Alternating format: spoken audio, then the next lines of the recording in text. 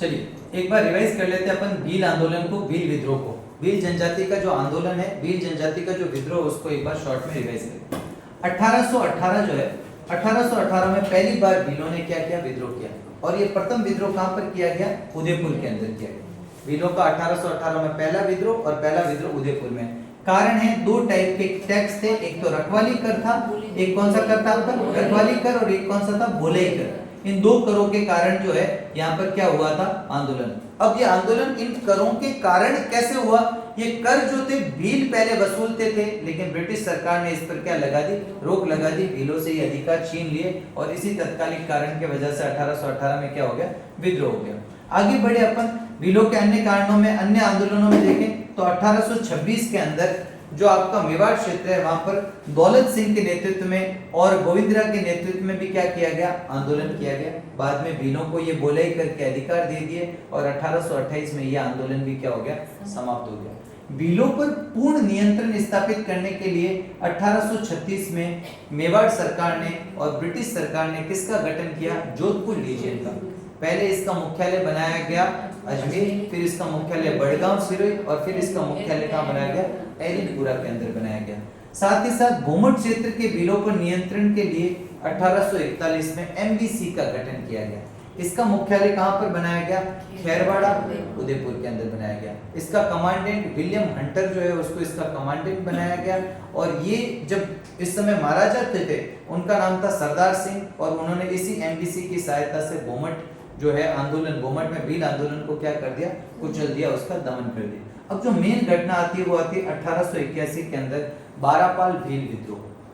1881 में बारापाल भील विद्रोह हुआ। बारापाल क्षेत्र जो है वो उदयपुर में पड़ता है, और ये जो बारापाल भील विद्रोह हुआ, इसके दो कारण हैं। एक तो मेवाड़ राज्य ने जो है ऋषभदेव मंदिर पर नियंत्रण स्थापित कर दिया था, और दूसरा कारण था भीलों की जो मावड़ी शराब थी, उस मावड़ी शराब निकालने पर अंग्रेज सरकार ने रोक लगा दी थी।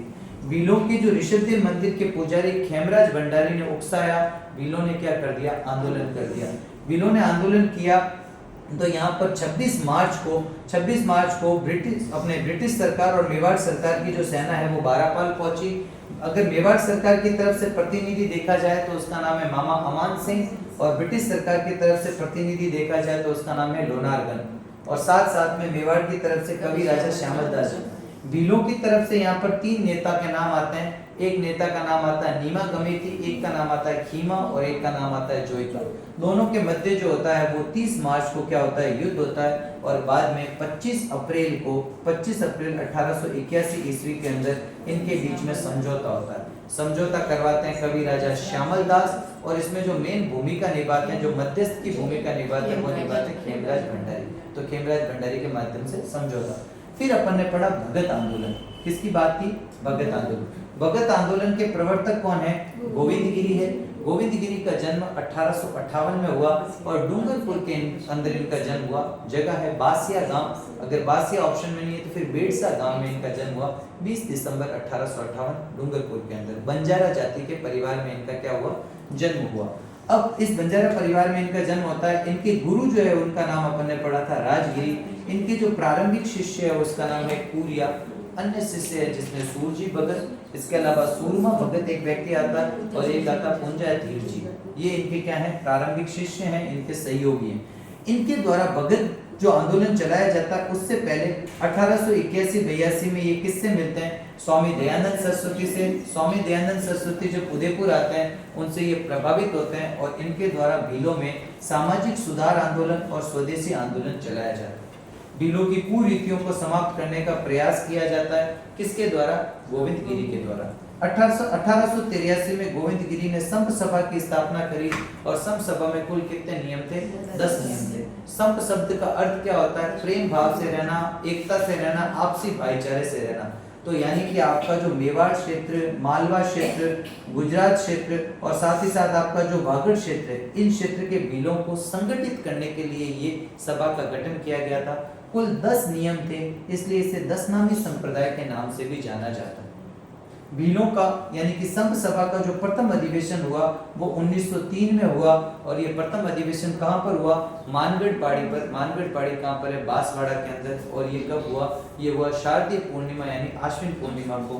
और फिर हर साल आश्विन पूर्णिमा को ये सम्मेलन करना यानी अधिवेशन करने की क्या रखेंगे? शर्त रखेंगे कि हर साल हम अधिवेशन करेंगे। 1903 के बाद में, जब 1903 में इन्होंने यहाँ बेड़सा गांव में धूनी की स्थापना करी और यहाँ पर ये भीलों को आध्यात्मिक शिक्षा देने लगे गोविंद गिरी। परंतु डूंगरपुर रियासत ने इन पर क्या लगा दी? रोक लगा दी। 1908 में इन्हें जो होता है वो डूंगरपुर छोड़ना पड़ा, यहाँ से जाना पड़ा। और ये कहाँ पर चले गए? गुजरात चले गए। गुजरात में ये ईडर रियासत में रहे और वहाँ सूत गांव को अपना क्या बना दिया इन्होंने? अपनी कर्मस्थली बना दी। और उकरेली गांव में ये कृषक के रूप में, किसान के रूप में कार्य करने लगे। पुनः ये मेवाड़ में कब लौटे? पुनः ये डूंगरपुर के बेड़सा गांव में 1911 में लौटे।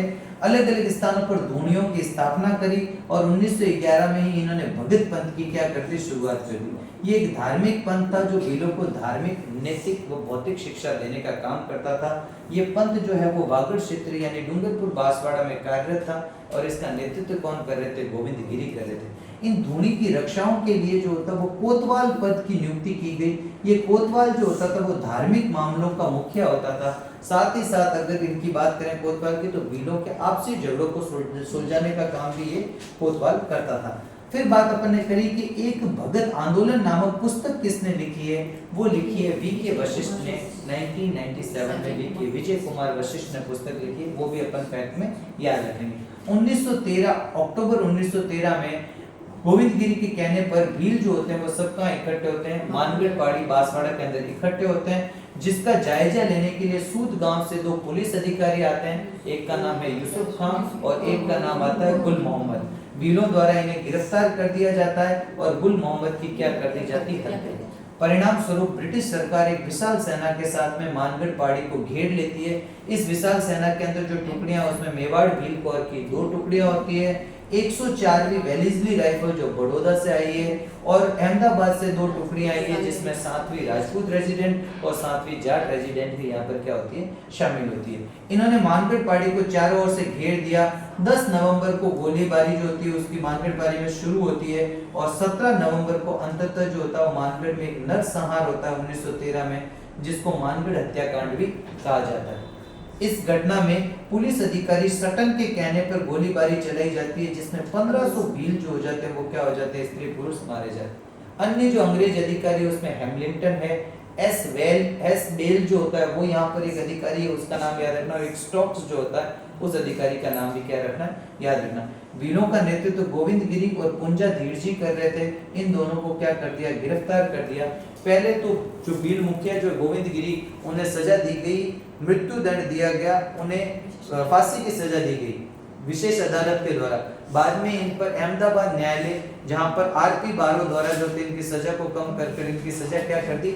आजीवन कारावास। परंतु जेल में इनका अच्छा व्यवहार देखते हुए 7 साल के अंदर इनको क्या कर दिया गया? छोड़ दिया।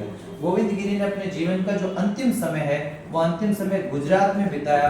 वहां पर उन्होंने भील सेवा सदन की स्थापना भी करी और लास्ट में कंबोई गांव में वो जीवन में रहे। तो कंबोई गांव में उनकी क्या हो जाती है? अंतिम समय में यहीं रहे और यहीं पर इनकी मृत्यु हो जाती है। 1931 में जो गई मृत्यु हुई। कुछ बातें मानगढ़ से। मानगढ़ जो है वो कहां पर है? मानगढ़ मालवा और गुजरात की सीमा पर स्थित बांसवाड़ा के अंदर एक क्षेत्र है और बांसवाड़ा के अंदर यहाँ पर प्रति वर्ष 17 नवंबर को क्या मनाया जाता है? शहादत दिवस मनाया जाता है। ये भीलों का एक प्रसिद्ध तीर्थ स्थल के रूप में जाना जाता है, जहाँ भील समुदाय के लोग 17 नवंबर को आते हैं। यहाँ पर ही अपन ने बात करी 2002 में सितंबर में अशोक गहलोत सरकार द्वारा यहाँ पर एक शहीद स्मारक बनाया गया और 17 नवंबर 2012 के अंदर यहाँ पर क्या बनाया? गोविंद गिरी की प्रतिमा स्थापित की। गोविंद गिरी की समाधि भी यहाँ पर है, जहाँ मार्गशीर्ष पूर्णिमा को लोग जो होते हैं वो इकट्ठे होते हैं। सबसे ज्यादा भील समुदाय के लोग हैं। गोविंद गिरी के नाम का यहाँ पर एक बॉटनिकल पार्क भी बना हुआ है। जब नरेंद्र मोदी यहाँ आए तो उन्होंने 1922 में इसको क्या कर दिया? राष्ट्रीय महत्व का धरोहर, राष्ट्रीय स्मारक की क्या दे दी? इसको संज्ञा दे दी। किसको दे दी गई? मानगढ़ पहाड़ी को।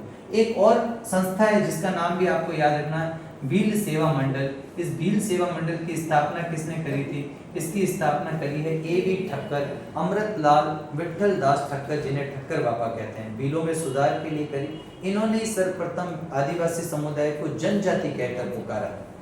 साथ ही साथ ऋषभदेव मंदिर जो दुलेव गांव में, वहां पर इन्होंने भील आश्रम की क्या कर दी? स्थापना कर दी।